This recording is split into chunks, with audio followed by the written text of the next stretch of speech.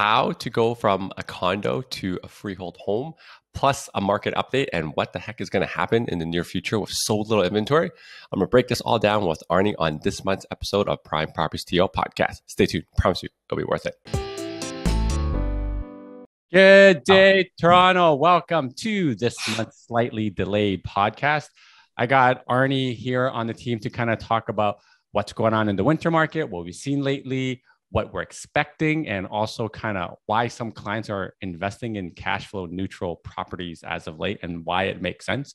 And I apologize for being delayed. Stuff is all over the place. As you can see, my set's kind of weird. I'm actually sitting on the floor right now if you're watching this on YouTube. So yeah, pardon our set. But Arnie, what's going on in the market? So consistent with always, Toronto just always has a lack of supply. And there've always been talks of policy changes, builders now having to include more like rentals, so it's inclusive for all of Toronto. But until we fundamentally build faster, I think it'll always be a pressing issue. Well, let's dissect that, right? Like how bad's the inventory right now? I think I looked at the numbers. We got 1.4 months of inventory or 1.2 months of inventory in all of Toronto, which means 6 weeks, nothing comes out, nothing to buy, which is getting kind of scary because nothing comes out in December. Mm-hmm. Yeah. So, I mean, what are you seeing on the ground right now in terms of like supply? Basically, like you just called it. And then the issue with that too now is all of these prices, because there's so little to choose from, they just keep going up. Yeah. Are you encountering a lot of offers right now when you are shopping with our clients? So surprisingly, it's actually been a bit more calm in regards to offer presentations compared to, let's say, the spring market of 2021. Right. Of course. Spring market 21 was got to be crazy. Yeah. Right? I was like, what can you afford? Okay, we're going to go up to that max. But the last comparable was 100,000 off. Doesn't matter. Apparently, that's how it was. That was a thing. That was the thing. Yeah. But yeah, okay, you're saying? Yeah. So now it's a lot more predictable. But yeah, still multiple offers. And I would say it's not quite as high as because I guess what I was expecting, especially coming from the spring. But prices are definitely like still climbing. And I think a large reason for that is a lot of investors are now re-entering the condo space, whereas in re-entering the condo space. Yeah. Whereas in 2020 and 2021, it was a lot of like duplexes in Oshawa and Hamilton, which is kind of where we shifted. Yeah. So you think the prices there are getting a little bit too high right now? Yeah. I mean, just 2 weeks ago, we saw a duplex in Hamilton go for about $1 million. And then this is now a consistent story in Oshawa as well. So yeah. It was a really nice duplex, though. It was a really nice duplex. Yes. Even the one we got for our clients in Oshawa, that was actually really nice too. Mm-hmm. Yeah. I mean, the thinking is always just like those of our clients who just don't want to do the renovation. It's like, it's just buy the thing. Even if you have to pay a little bit more, it's just less headache and you're only paying 20% of it, right? Yeah. So how many offers are you seeing on the condo space right now when you're trading? So for example, we were part of one last night in Liberty Village. It's a 2-bedroom penthouse level suite. There were 48 showings on it. Yes. 30? 48. What? Very in like underpriced though. Underpriced. Was it priced at? What did it price at? It was going for $599. And the last comp was at $725. So let's be realistic. Yeah. Right. But then here, another thing to keep in mind is just like, even if a lot of those people aren't within their real price point, it still shows like how many people are actually like actively looking. Yeah. Did this one like pop though? Like, all the bells and whistles, fully staged, vacant? It's just, it's just like the lack of inventory shows. It's like, there's really not much to choose from. This one kind of stands out just a bit, but it's enough to kind of drag people out in this winter snow and just like go see it. That's rough. I think we were part of one last week, the City Place one. It was relisted. They put some renos and put some new pictures in, 5 days on market, I think. And then it couldn't sell at $890, so they relisted it for like $788 or something. 8 offers. Yeah, that's crazy, man. But that's kind of inconsistent with what we've been telling our clients, though, right? We're like, if you want to lift, you kind of want to be in the 2-bedroom condos for 2022, because once people get priced out at the freehold, you're going into basically raising a family in 2-bedroom condo spaces now. Yeah, I know. So that's kind of crazy, right? Like, I guess what's the problem that you're going to see when you're kind of leasing out these properties for people? Problem in regards to just like the cash flow numbers, right? Like, I mean, you're definitely not cash flow positive. So why are investors? Why do you think investors are jumping back in right now? Well, it depends, right? Like a lot of the investors that are switching back to the condo space are now realizing that like these duplexes that we were once going for, you now have to go to like Bradford and Peterborough, right? And like if we're going to kind of like rank investments from like easiest to like most difficult but most rewarding, if pre-construction's at the top, right, just because you're putting down deposits, but it's also the most expensive, you're paying like the highest premium, but you just kind of like put your deposit down, you forget about it, right? If people are still willing to pay that like type of premium, then for you to kind of, or not for you, but for them to be convinced that, you know, cash flow neutral condos in Toronto, but you're getting them at like a 15-20% discount. It's way lower than that now, man. It's Way lower than that. way But lower. like, for example, just like very standard, if you're going to look at the entire GTA, then it's pretty easy to kind of like look at a negative $600 a month cash flow rather than paying like, I don't know, an extra $80,000 in purchase price. I mean, there's also the clients who kind of look at, well, I mean, I don't want to judge everybody. Like there's clients who don't need the cash flow, right? Yeah. Like we have clients, and just so everyone knows, like we have clients that, you know, do really well financially, and, you know, minus $300-400 is not going to make or break them. And it's more just like the lifestyle where they're like, hey man, I ain't driving to Bradford or Peterborough. It's like, I don't even know where that is. Like that's literally a conversation we have. Yeah. And if they don't need the cash flow, and if they take a loss on it and they can reduce their income, they're like, okay, I'll do this every day. And that's kind of the problem, right? And that's why I think we were saying, you know, we should talk about this because it's becoming more and more of the norm, right? Mm-hmm. Yeah. Like investing in real estate is already stressful enough. For it to be like your first one and now you're going to Bradford, Peterborough, I find a lot of these like earlier or young investors are in the GTA. Some don't even drive. So to now have to manage that in a market that you're not even familiar with, it can be a pretty big turnoff. So I think the easy solution, if not pre-con, while I do see there's value for like the investors that kind of just want to forget about it, or just, you know, maybe you're a bit older, you've grown your portfolio, it's for your kid now. I think the studio or like the 1 bedroom space, even potentially 2 bedroom, is a lot more appealing.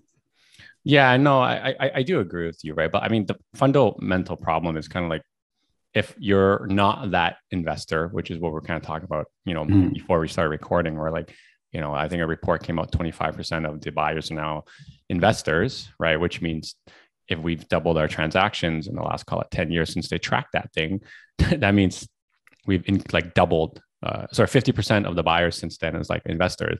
And how do you, as a first-time home buyer, enter the market at this point, right? Right. Whether it be a condo, pre-con, like, I mean, what's the how do we deal with this? Yeah. So I think like the easy answer is if you've lived in the GTA for the last 10 years, like maybe your family owns a home, there's a lot of equity to be tapped into, right? And I feel like a lot of the like first time home buyers that are in and around our age have always had this like concept that like, hey, like I want to do this by myself, or like I don't want my parents' help, which like is very respectable. But at the same time, like you have to be very cognizant of who the other first time home buyers are, right? Like as of I think it was just this year, it was announced how many immigrants are going to be coming in, and these newcomers, they're brought in based on a point system. It's not just like they're kind of picking anyone that has decided to apply to Canada. A lot of these people are really qualified, and they're hyper focused when it comes to kind of finding that first home. So it's like, okay, if you're going to do it by yourself, sure. But at the same time, just be very aware that like if you're not saving fast enough, these other kind of like newcomers or maybe like first time home buyers that are a bit more aggressive and have help from family are going to be the ones that are beating you out. Oh yeah, for sure. I agree with you. I think we've had this same conversation with different clients as well, where like there's nothing wrong with getting parental help. I think they're saying on average, I think Benjamin Tall from CIBC came up with some report saying the average first-time homebuyer gets like 140 or $150,000 help from the parents. Mm-hmm. And if that's the kind of person you're competing with, then like, holy crap, right? Like that's a lot of money, like just sloshing around. And for anyone who doesn't understand how cheap this money is, like if you have parents that, you know, have own a home, 100 grand sounds like a lot, but that's like the average return from what you bought earlier this year in February, which is kind of crazy. 2020, like you've made that. Yeah. Yeah. From like July to August in some condos in Toronto, you've made that. Why even have a job at that point, right? I guess that's why we're here. I guess that's what people are listening. But yeah, like to pull out 150 grand from someone who has that equity is going to cost you what, $450 a month to service it. Yeah. So I've done this math for some of our clients. We're like, look, you have good income, you just don't have the down payment. If you pay your parents $450 a month, to borrow this money, that's cheaper than you doing less than 20% down and doing 25-year AMs of 30 and like just going in using CMHC mortgage. It makes total sense. Yeah, right. for sure. But then if the people are going in at that for first time home buyers, why are these investors going in the condo space as well then? Condo space, I think it's more like first time home buyers aside, I think it's now okay. Like if you've now entered the market and you're now like, let's say on average, you ask maybe like 10 people out of the 10, like 8 are saying, you know what, like my future goal is to one day own a home in the GTA. So whether that's Mississauga, Etobicoke, Vaughan, like we're talking price points within like 1.5 to like 1.8 million for like a nice like 2,500 to 3,000 square foot house. Probably so more. McMansion? I wouldn't even call it that. Like we're kind of headed there. Like even the older homes, but then kind of like the point that I'm trying to come across without kind of scaring everyone with how expensive these homes are is it used to be where you could like buy a 1 bedroom or 1+10, you'd have a decent amount of appreciation to now put towards that kind of like next property or like that potential family home. Whereas now it's just one, like quite frankly, like isn't enough. Like you can't make that jump anymore. It's too big a gap. So unless your income supports or like you marry rich or you get like, I don't know, like find money somewhere, it's going to be really, really tough to enter that housing market, like the freehold space.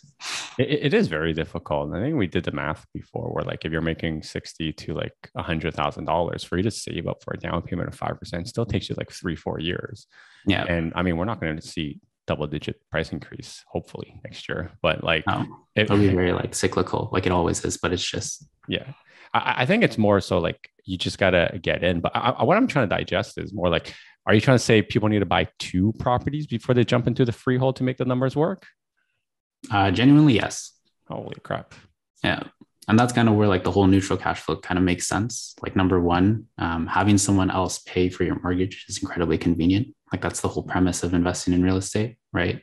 When you look at the negative 300, the negative 700, it's like, yes, if it affects your lifestyle, that probably hurts, something you would have to reassess if it even works for you.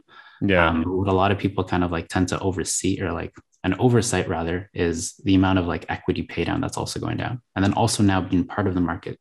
So you can like it appreciates, right? Yeah. I think we did the math before too, where it's like the first, each mortgage payment, like sub 2% is like 65% equity pay down.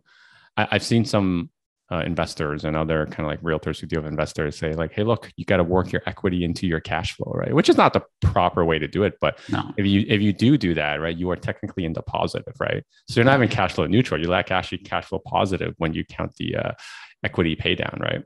Yeah. It depends how you spin the numbers. Yeah. I mean, like numbers can say whatever you want them to say.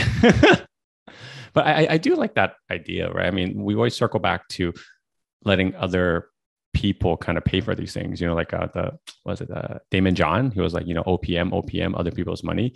You're effectively using someone else who can help pay down your mortgage to increase.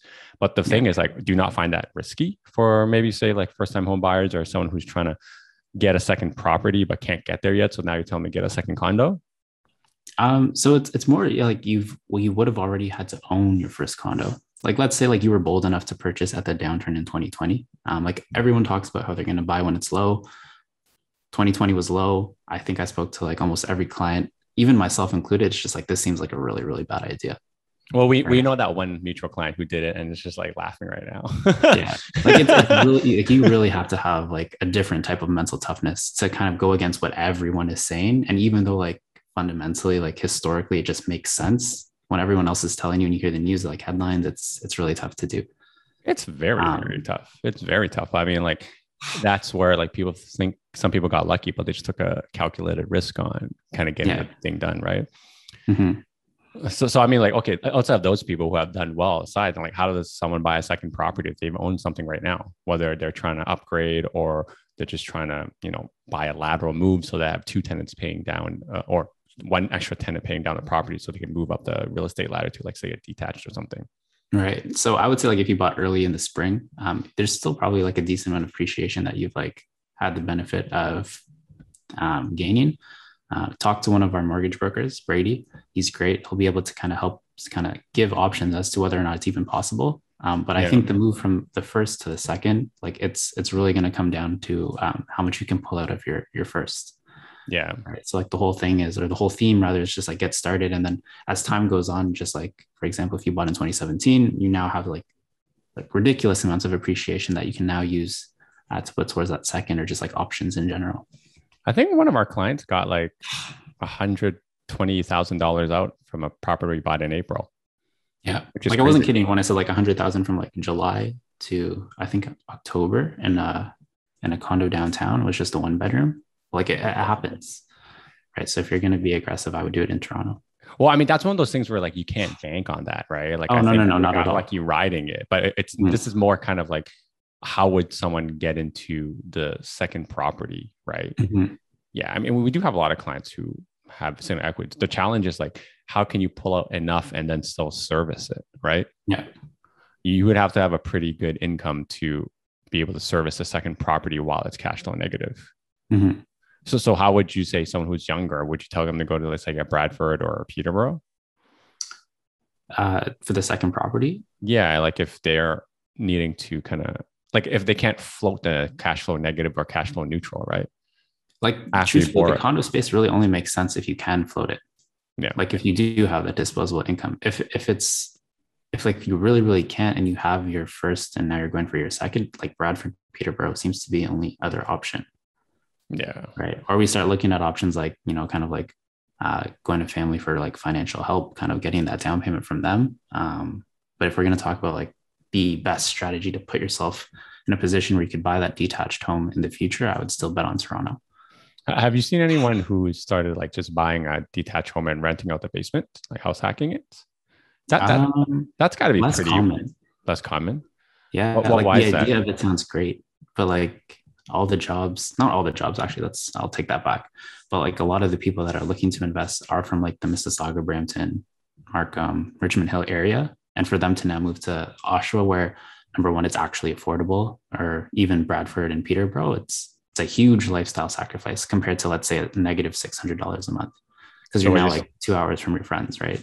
so what you're saying is the avocado toast is more worth it. You just pay a little bit more negative in downtown because you can't get avocado Yeah. toast in There's a Bradford. convenience and peace of mind with familiarity than Yeah, to enter I a agree market with you've that. never kind of visited, right? So like That's you can true. make the numbers work in like completely remote cities. But if you ever have to go there, like even within your circle of friends, it'd be tough to kind of ask for advice. It is true because I find anyone who's kind of an investor is kind of going against the grain anyways from Mm-hmm. most people. I mean, it's kind of, popular now to buy a pre-construction and everyone's like, oh yeah, hey, I bought one too. I got one too. Everyone's going long It's on the easy. pre-sales. It's very Yeah, easy, right? it's very But easy. we always have clients when, poo-poo hits the fan, like we just they just can't deal with it, right? So sometimes that's why they don't want to own any existing ones. And that's kind of where you have to juxtapose the like, do you want a little bit of sacrifice or do you want to keep the lifestyle? And I guess that's kind of a question, that the clients have to ask themselves, right? Yeah, for Yeah, sure. there's kind of just no way to kind of, Can't have your cake and eat it too, unless you make a lot of money. unless you make a lot of money. Yeah, yeah. I mean, this But then isn't. you're buying the duplexes in Oshawa and Hamilton with us as well. And then yeah. This is for like the ones that are like now trying to become above the average, kind of like first time home buyer. Yeah. There's Well, a I bit think more anyone who's even foresight a. needed. What was that? I said there's a bit more foresight needed if like the ultimate goal is just like a family home. But like if it were you, would you trade all your chips in for a family home? That's the thing. Like No. Yeah. that's Because that's why it exactly depends, it. right? So like, okay, if you have a condo and then you buy another one, right, and they appreciate well, and you can trade it in for a detached home, or are you trying to keep them, right, Mhm. and try to buy the detached home, right? And that's kind of the hard thing. Like, it's so hard to predict how to build your portfolio Yeah. because like things always change. Like, what was it? We're buying. I guess you're doing a lot in the no rent control buildings, right? What Yeah. was the start of this year? We got some stuff in Penn York or like a lighthouse for like low sixes or like high sixes, and now they're like in the eights. Yeah. Like you can't prepare for that type of like price appreciation. At the No. same But time, then how you see, can't appreciate, you can't prepare for like price drop. You just gotta have to go with the wave, right? Or go with the right. But flow. then even without the appreciation, like the strategy for that was always like, hey, these buildings aren't under rent control. Like when we made those like top five worst, top five best, a large reason of that wasn't because like we anticipated that appreciation. It was just there's enough people out there who also see the value in a building that doesn't have rent control, Yeah, right? it's Which just is kind of where offset. like exactly, yeah. So That's I where the guess logic comes that's what from. I mean. We circle back the whole cash flow neutral, right? Are you still able to cash flow neutral in those properties right now? We're getting there. I would say by spring it should be like you should be good, especially on the studio spaces. Well, what's one of those purchase prices right now? Okay, so I recently looked at one at 576 front, so not the buildings that we just spoke about, but Yeah, it was a studio that should have gone for around 450. If you rent it out for 1700 a month with 20% down, you're at about a neutral cash flow. really? Yeah, How much is maintenance? I think it was like 234. Oh, this must be a small place then. Was it Oh, 300? it's like considered micro condo, so you need the 20% down. A lot of people, like first time home buyers, you can't enter something like this. But then we'll just use that as an example. Like if one bedrooms can now rent out where they are cash flow neutral, you'll just bring in like a whole bunch of investors that'll start looking at this and seeing the value Oh, because the I think pre-con so. prices are already there. Well, yeah, I mean the gap is definitely there. I It's think we huge. So yeah. We've talked about the gap. We've also talked about the gap between like a detached and a condo. Like mhm. I mean, you don't know this, but I'm writing content for December where I really think the condo prices are going to like fly in 2022. They should like they fundamentally they really should. And if it's not for like rents increasing and encouraging investors to come back to the condo space, then it's just going to be a continuation of this lack of supply, and then everyone gets frustrated over the winter, and now you have this crazy bidding war that you saw in 2021. I don't think it'll be as insane, but it's just the the whole theme just never seems to change with condos. Well, I think so. I mean, we've seen this cyclically enough, right? Even I kind of Mhm. showed you, like, I'm pretty sure we're going to see a price increase in like February or so, and it'll be like a month delayed when the stats come out. But like we're seeing it right now. There's just like nothing to buy, and people are just bidding the things up. Mhm. So if you can, get something that's cash flow neutral with, you know, no rent control, I think it makes a lot of sense. Yeah. Yeah, I mean Yeah, that. just like take the example before 48 showings listed at 599. So even though they're not all going to be going for the 750 price point that it's worth, that's still 48 people looking in like the 600 price point, which is still relatively strong for a first time home buyer. Yeah, I actually was doing the research for this week's newsletter, and I was looking at the amount of I can't remember the numbers off the top of my head, but like it was something like 1,000 condos in the downtown space available right now for sale, like at Mhm. any price point. Yeah. So 1,000. So that's like CO1 and CO8. So south of Bloor between Dufferin and DVP. So like Mhm. downtown. And of those, only 42 of them are under for $700,000. So 750. And the reason I use that is because that's the average downtown condo price right now. Mhm. So you have 1,000 condos. 40% of them are actually below average price. The rest is over. That Mhm. means there's not much supply in the entry level stuff. And if I had to guess, I saw like a whole bunch of them at like 699 and 599. I'd say maybe like 20 to 30% of them are just way underlisted, Yeah. even in December market. That just shows you the lack of inventory there is right now. It's disgusting. Mhm. Yeah. And if So that doesn't kind of like give you urgency to enter, um, I really don't know. well, we've been beating this drum for so long, right? Yeah. We're like, it's not like we want prices to go up. You and I are both investors. It's more healthy when we see like 4 to 6% appreciation, where we're not bidding things up like $20,000 after each sale. Like it's easier Mhm. for us. And like I think a lot of people misunderstood. Like it's actually harder to be a realtor when there is way too many buyers out there to compete with, because we have to go through so many iterations to actually get there. Yeah. Yeah, it's super Unless you exhausting. work with our team. Well, And even usually some, we're pretty spot on. we're pretty And it's spot just on. usually, yeah. I will honestly say, like at this point, it's kind of like if you want to make the decision, there's a 95% chance it's yours. If not, we just move on to the next. But it's never like high pressure. It's just I think we've kind of like hit that like level of skill. Well, yeah, I think we've nailed it. Well, I mean, a lot of it comes down to like we trade so often, right? So we know how many buyers there are, and you kind of have an idea. It's kind of like Mhm. even when you're doing in the downtown, or like I'm doing out east, or you're in Hamilton, right?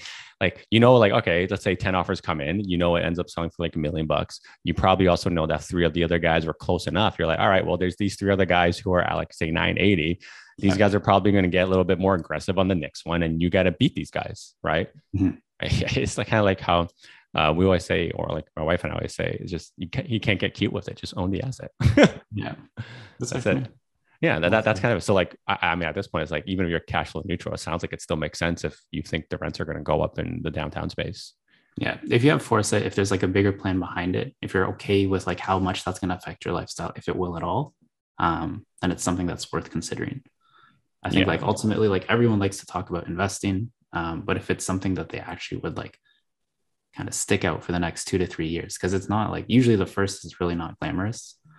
no, not at Most all. I people, mean, when you it's get just that like the first phone excitement call, from owning something, but then it's nothing to really kind of like show off no, with like no, this whole like social media society we have now, right? Where in the second one, it's probably kind of same idea. But if you can kind of ride that out for the next 2 to 3 years, start building up a portfolio, then it's like, okay, now you've set yourself apart. yeah. I mean, you're seeing all the cycles, right? The first one is always the hardest, and then once you've done it enough, you're like, oh, that's not so bad. Mm-hmm. But I think we've been dealing with a lot of like tenant issues as of late with our clients. There's been quite a few, and that scares a lot of people, right? So like, how Yeah. would you advise anyone who's trying to get into the space, like how do you deal Mm-hmm. with that stuff? I think it all comes down to like comfort level, right? So like again, like easiest like real estate investment would be pre-con, maybe not the most savvy for like the majority, unless you have like crap ton of money that's just sitting around. And then What a nice condo problem to investment. have. Sorry. A crap ton of money sitting around. What a nice problem to Yeah. have. One day. That's what this is all for eventually.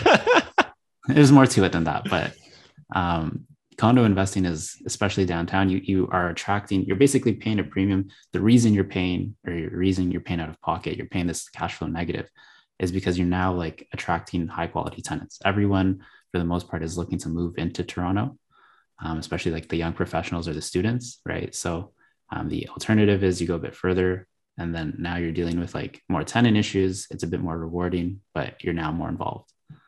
Yeah. And I think that kind of really comes down to what our clients are looking for, right? Like I think as a young professional, if you're really busy working like 60, 80 hours a week, the condo probably is easier for you. It makes more sense. Yeah, like Right. the Toronto market just kind of does its own thing. Like I can never predict and be like, oh, like that one bedroom is going to go 100,000, like up 100,000 in 6 months. It just happens, and it's just like, oh, I guess that worked really Well, I well. mean, I think we were right in our foresight, let's call it. I don't want to say it's crystal ball or anything, where the newer product appreciates better. And I think there's Oh, for more sure. demand for the like no rent control buildings. Because Mm-hmm. let's just give you a comparison. I think you do a lot at 10 York, right? And then you compare it to Harbor Plaza. I think they're Yeah, both great buildings, but I give such a big premium to 10 York because it's not in the rent control. Whereas yeah, Harbor Plaza, they just missed the cutoff. And, exactly. Yeah. and I think 10 York has done better on a percentage appreciation like year over year. Mm-hmm. And again, like for that premium that you're paying, the tenant quality that you're bringing in, like I don't think I've ever had a case where if they were okay with the size of the space, they were like, I don't like this building. Yeah. So on the leasing side, because you lease a lot of our investor clients' units out, like Mm-hmm. what kind of tenant profile are you seeing right now that's like renting these places in downtown?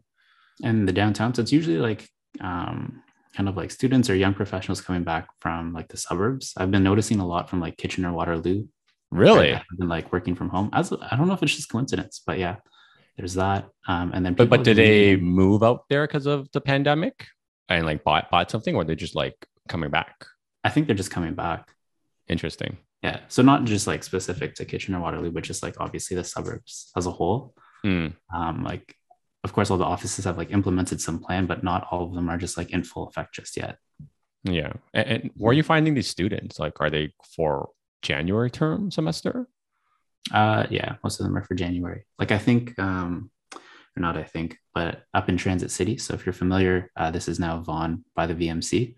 Yeah. We've had a 2 bedroom lease listing up for maybe 3 days. I've had 4 applicants, and they're all international students. What? Yeah, 6 months up front, 8 months up front, and then we ended up with like a full year up front, voluntarily, of course. Can't ask for that. I like how you're just trying to like slide that. Just like Need a this, I disclaimer. I never advocate for did. paying months up front in rent as a way of competing. So what? They would go to York, I guess. Yeah, it'd be York. But that's kind of like the tenants that are looking in January. I see. That's interesting. How big was this 2 bedroom? I want to say just under 700 square feet. Okay. And Six what would you guys have it listed at?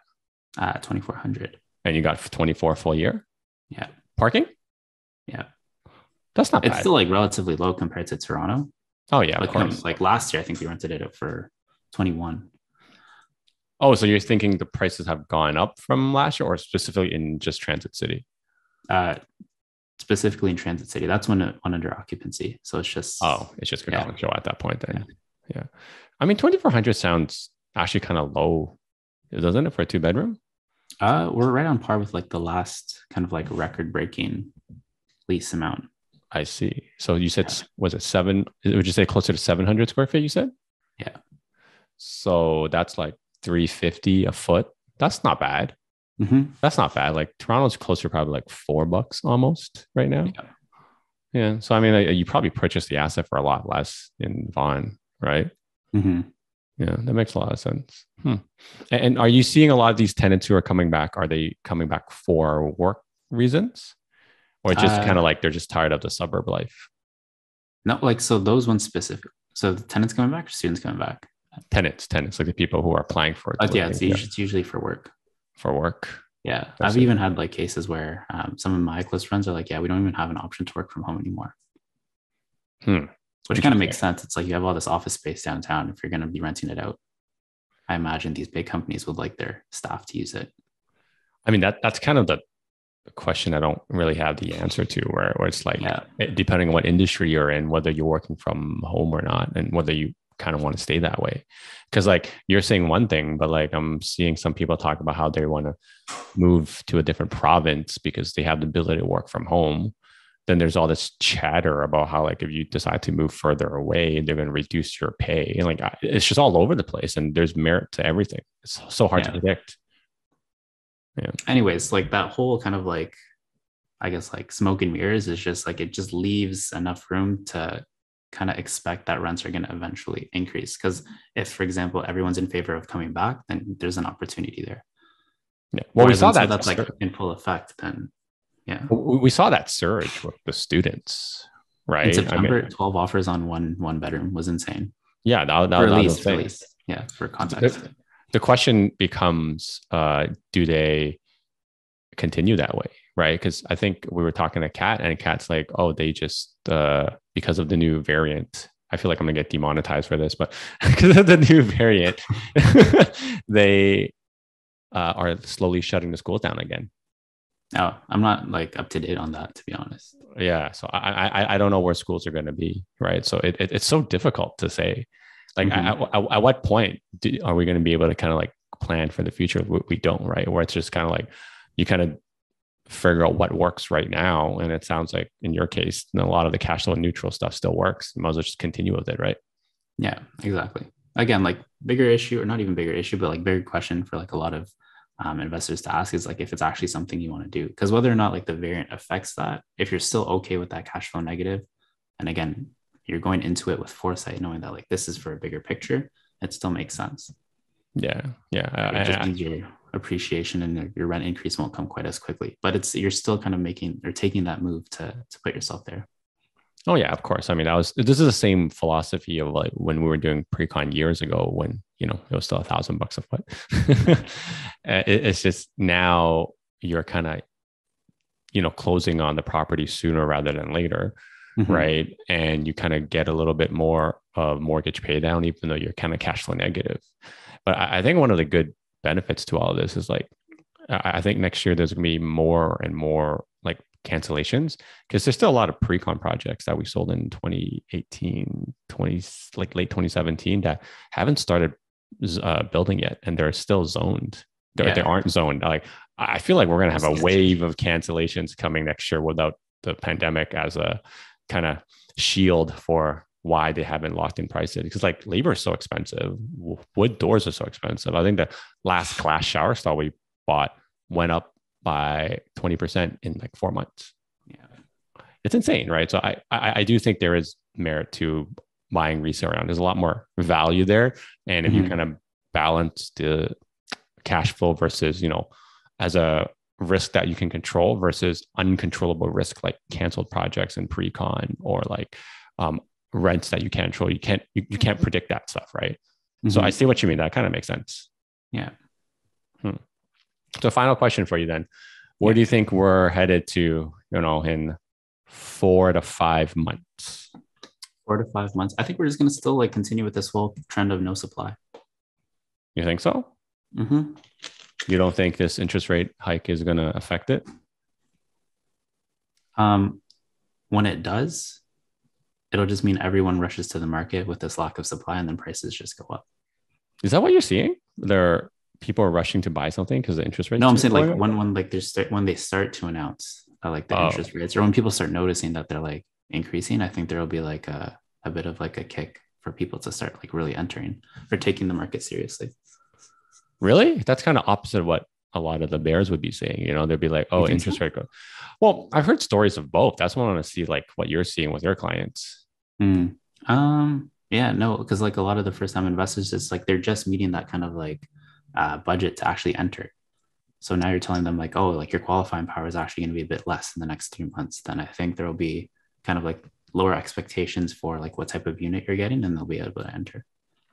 I've heard that before too. I've actually heard that, but I just like it wasn't from the clients I'm working with, which is strange that you're saying that, because I was always like, oh, all this talk about interest rate hike is kind of like freaking people out, you know. But I always put things in perspective. I'm like, everyone's complaining about a 2.5% mortgage, and like, yo, mortgages before the pandemic were like 2.9. That was the best rate from like HSBC.